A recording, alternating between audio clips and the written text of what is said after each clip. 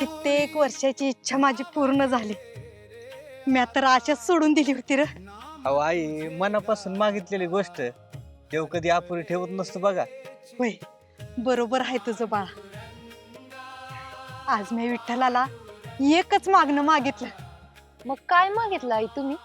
माझ्या मुलाला सुखात ठेव. किती काय झालं तरी शेवटी आईची गोड मुलासाठीच. आईला स्वतःसाठी काहीच लागत नाही रे. पोरं बाळ सुखात की आई सुखी. हा प्रसाद माझ्या निलेशला द्यायचा आहे. मग तू प्रसाद बघून लय खुश होईल तुमचा मुलगा. होय, लय खुश होईल. लहान होता तवा तो लय हट्टी होता, पण जसा मोठा झालाय तसा लय समजदार झालाय. माझी सून बी लय समजदार आहे. दोघं बी लय जीव लावते ती मला. प्रत्येक मुलगा कधी ना कधी चुकतो आई. होय, चुकतो.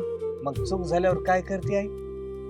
मुलाने किती बी मोठी चूक करू दे, आईचं काळीज एवढं मोठं असतं की त्याला नेहमी माफ करत असते. एवढं सोपं असतं का बाई हे? होय, आईसाठी असतं ग ते. कारण आईचं प्रेम हे कधीच व्यवहारावर चालत नाही.